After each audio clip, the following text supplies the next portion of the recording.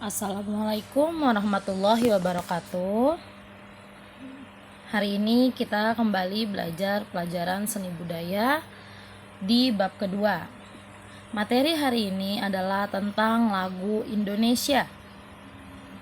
Baik, kita akan mulai dengan kompetensi dasar. Kompetensi dasar pada bab ini adalah memahami teknik dan gaya menyanyikan lagu Indonesia berdasarkan genre. Yang kedua, menyanyikan lagu berdasarkan teknik dan gaya sesuai dialek dan tema. Tujuan dari pembelajaran pada bab ini adalah siswa mampu menyanyikan lagu Indonesia berdasarkan genre. Yang kedua, siswa mengenali lagu dari Indonesia, wujud dari cinta bangsa dan tanah air.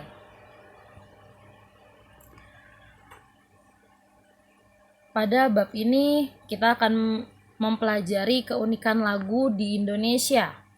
Yang pertama, lagu di Indonesia genrenya yang pertama ada lagu daerah. Apa sih lagu daerah? Lagu daerah adalah lagu yang lahir dan berkembang dari budaya daerah setempat. Hampir setiap daerah di Indonesia memiliki lagu yang berbeda-beda. Karena apa? Masing-masing daerah memiliki bahasa yang berbeda dan juga alat musik pengiringnya yang berbeda. Sehingga setiap daerah memiliki lagu dengan nada, dengan bahasa yang berbeda. Indonesia tentunya memiliki banyak daerah, suku, dan budaya. Inilah yang membuat Indonesia memiliki banyak lagu-lagu daerah.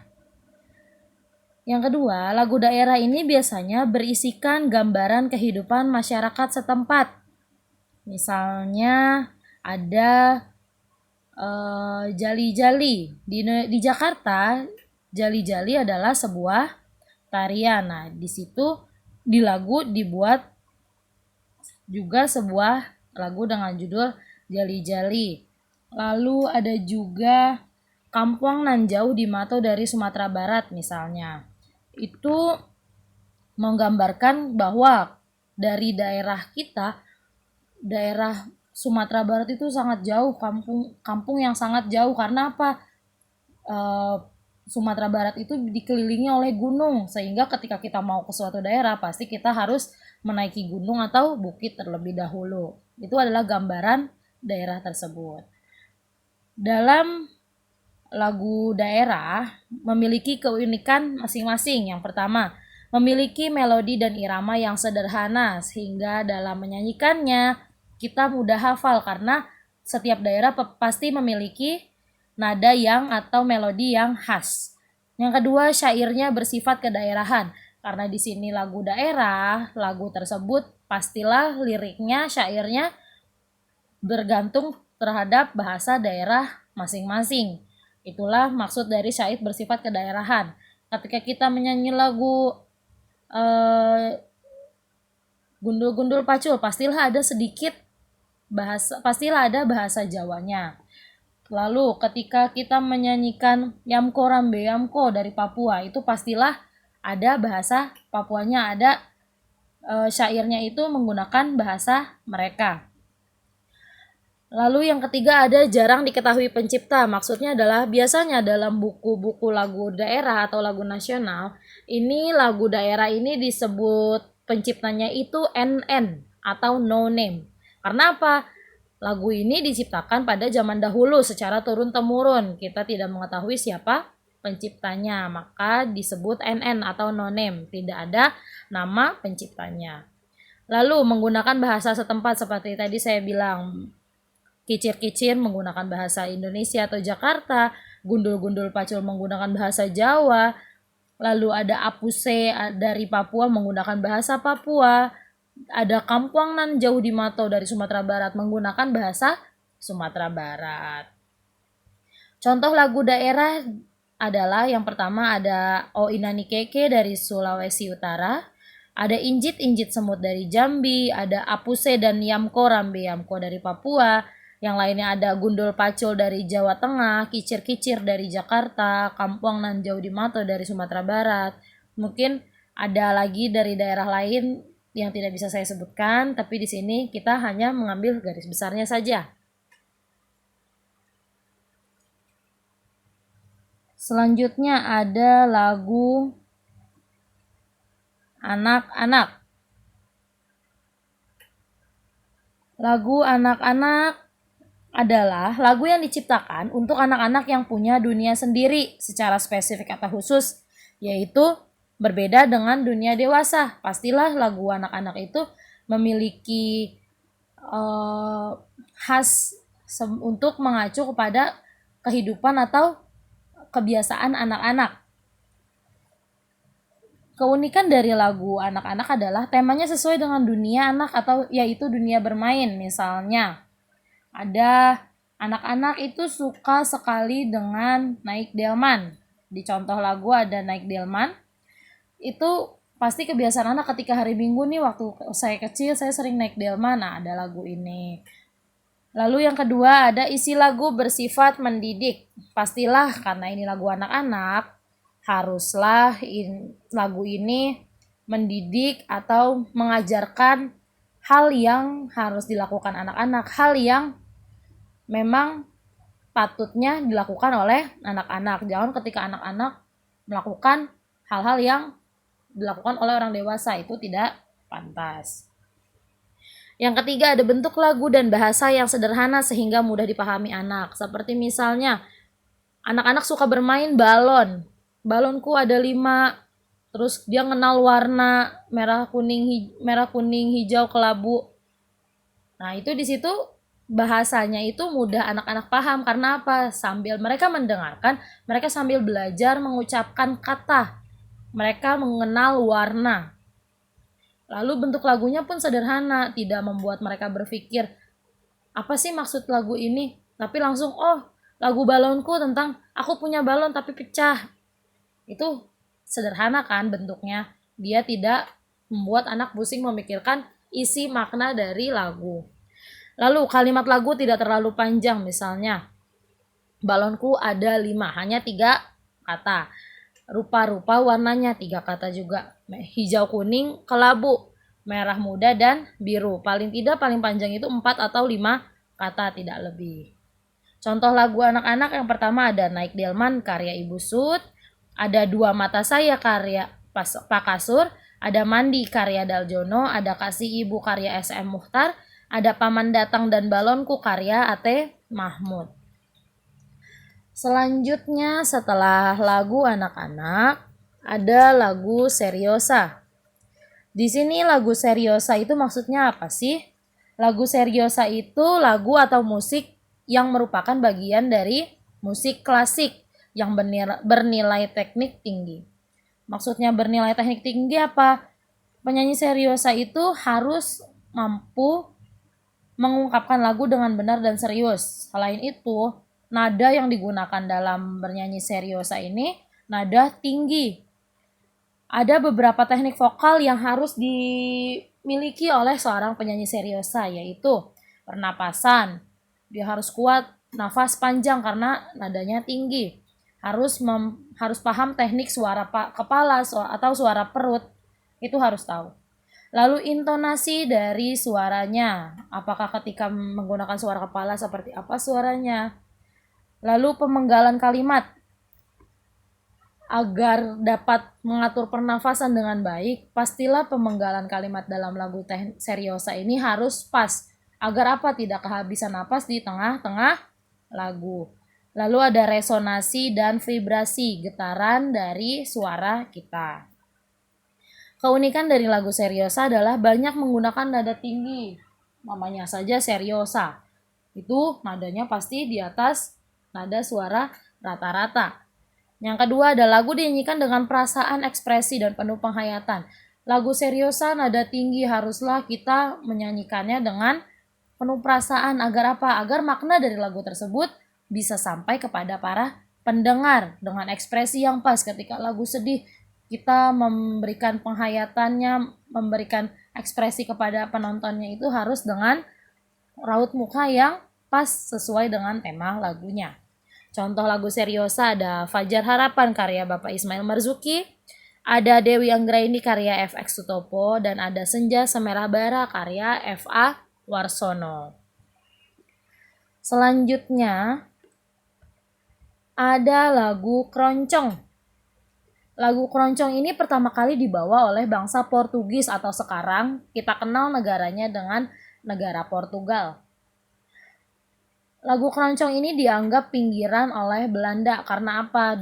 Pada zaman dahulu orang yang suka dengan lagu Keroncong adalah orang-orang dari daerah pinggiran atau rakyat jelata. Makanya orang Belanda itu tidak suka dengan lagu Keroncong. Namun di Indonesia lagu Keroncong sudah menjadi budaya yang sering didengar oleh pasti orang tua atau kakek buyut, nenek buyut kita.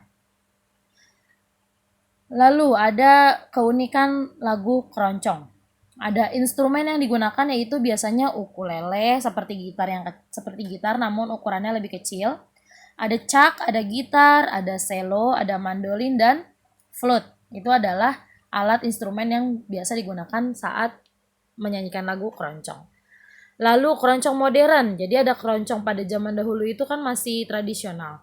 Kalau untuk sekarang keroncong modern biasanya memiliki perbedaan pada alat musik dan susunan iringannya. Seiring berjalannya waktu, teknologi itu sekarang banyak bermunculan alat musik modern. Sehingga ketika menyanyikan lagu keroncong ada perubahan instrumen pada tergantung zamannya.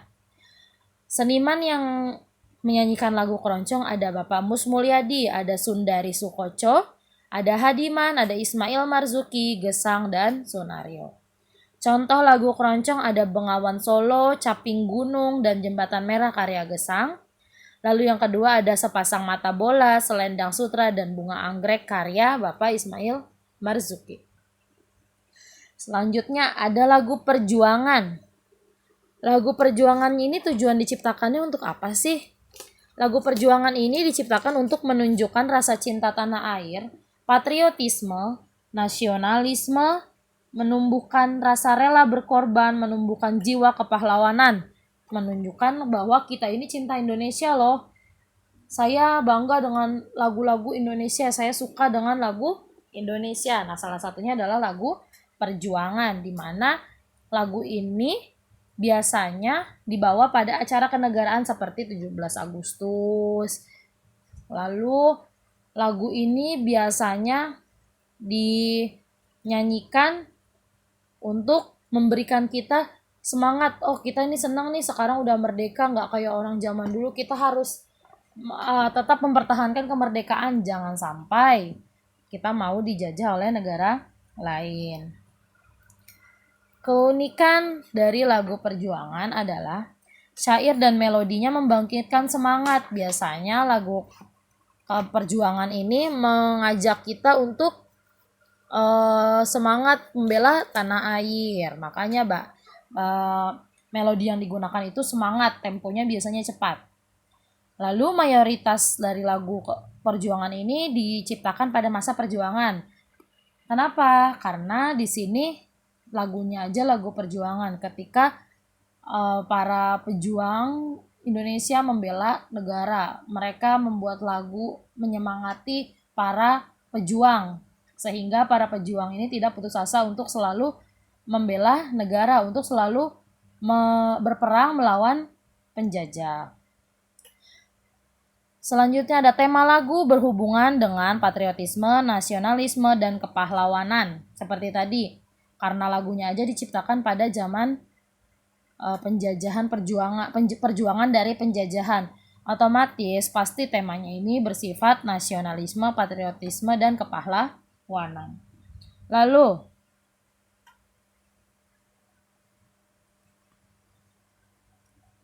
biasanya akhir lagu ditutup dengan semarak atau kesenangan atau kemenangan dari suatu usaha. Contoh lagu perjuangan misalnya ada Indonesia Raya karya Wage Rudolf Supratman atau disingkat WR Supratman. Lalu ada Bagimu Negeri karya Kusbini, ada Berkibarlah Benderaku karya Ibu Sud, ada Satu Nusa Satu Bangsa oleh Liberty Manik, ada Syukur oleh Hussein Mutahar. Mohon maaf di sini harusnya Berkibarlah Benderaku. Saya mohon maaf karena mengetiknya salah. Lalu yang terakhir ada lagu populer atau lagu pop. Lagu ini pada zamannya selalu digemari oleh banyak masyarakat. Lagu populer ini di Indonesia sudah ada sejak tahun 70-an. Contoh-contoh dari tema dari lagu populer biasanya tentang kehidupan, percintaan, asmara, kemesraan, kepedihan. Ada juga yang bertema politik, ada yang tema berupa sindiran, itu ada juga. Yang pertama di tahun 70-an, ada Kus Plus, ada Panbers, ada Bimbo. Ini adalah penyanyi yang populer pada zaman awal musik pop. Biasanya di tahun ini, di tahun 70-an ini temanya tentang kehidupan manusia, tentang seperti lagu daerah, dia tentang kehidupan di zaman itu, namun lebih bahasanya itu menggunakan bahasa Indonesia lebih umum sehingga semua mudah mengerti. Lalu di tahun 80-an, di tahun 80-an ada Bapak Rinto Harahap, ada Obi Mesa, ada Iwan Fals, Jamal Mirdad, dan Dian Piscesa. Di zaman ini biasanya syair lagunya tentang percintaan muda-mudi yang ditinggal kekasih. Ada kemesraan, ada juga tentang sindiran kepada pemerintah, ada juga tentang politik, ada. Lalu ada di tahun 90-an ada Poppy Mercury dan Nika Ardila, di mana mereka ini seorang pemudi atau wanita muda yang sukses di puncak karir pada tahun ini 90-an, namun mereka harus meninggal dunia di umur yang muda, si Nike Ardila ini. Namun kedua penyanyi ini sudah meninggal. Lalu di tahun 2000-an hingga 2010 ada band. Di tahun ini marak atau banyak band-band muda yang baru keluar, baru muncul di Indonesia seperti Silon Seven, Gigi, Dewa 19, Padi, dan Ada Band. Lalu di tahun 2010 hingga sekarang, selain band, makin terkenal karena pengaruh dari budaya luar, mulai didominasi oleh boyband dan girl band seperti contoh Smash, Seven Icon, Cherry Bell, Princess, Dragon Boys, Cowboy Junior. Itu mungkin kalian pasti tahu. Nggak mungkin kalian nggak tahu karena kalian anak zaman sekarang kan. Itu pasti lagu populer saat ini kalian pasti paham. Nah, di sini kita belajar hanya perkembangan-perkembangan aja. Lagu populer itu kapan sih muncul awal mulanya dan hingga sekarang seperti apa sih? Dari yang awalnya gayanya 70-an itu celana gombrong, lalu di tahun 80-an itu sama di tahun 90-an itu stylenya agak lebih modern, lalu di tahun 2000-an lebih modern lagi hingga sekarang sangat modern karena berpengaruh dari teknologi dan budaya asing. Lalu ada keunikan di lagu populer.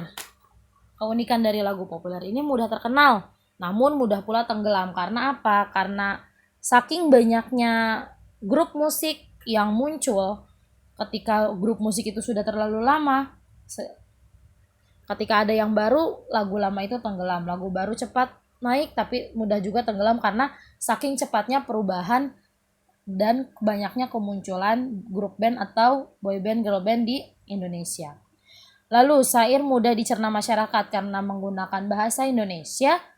Banyak dari warga atau masyarakat Indonesia mampu dengan mudah menghafalkan lagu populer karena bahasanya yang syairnya mudah diingat. Selanjutnya melodinya mudah dicerna masyarakat. Maksudnya apa? Mudah dicerna masyarakat itu karena biasanya melodi yang digunakan itu menggunakan melodi yang sering didengar oleh masyarakat sehingga masyarakat oh ini lagunya nadanya enak nih, hanya dengan mendengar nada pun orang akan dengan mudah tertarik. Selain itu biasanya lagu populer ini dimainkan bisa solo atau menyanyi sendiri, ada grup, ada band. Grup itu maksudnya grup musik misalnya 5 vokal grup atau 5 vokal menjadi sebuah grup vokal atau ada band. Band itu gabungan dari beberapa alat musik dengan gitar, dengan drum, dengan bass, dengan keyboard itu biasanya digunakan oleh band. Oke, untuk materi cukup sekian. Untuk tugasnya, saya minta kalian membuat sebuah video di mana kalian menyanyikan lagu Indonesia. Kalian pilih salah satu tema. Lagu daerah, lagu anak-anak, lagu seriosa, lagu keroncong, lagu perjuangan, atau lagu populer.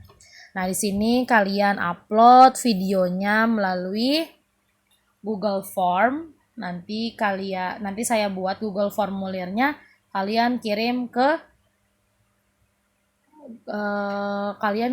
Google Form itu. Nah, sebelumnya kalian harus buat videonya tanpa melihat teks. Kalau nggak, misalnya teksnya di belakang handphone boleh, nggak apa-apa. Tapi jangan di depan kamera kalian memegang teks ya. Oke, cukup sekian. Wassalamualaikum warahmatullahi wabarakatuh.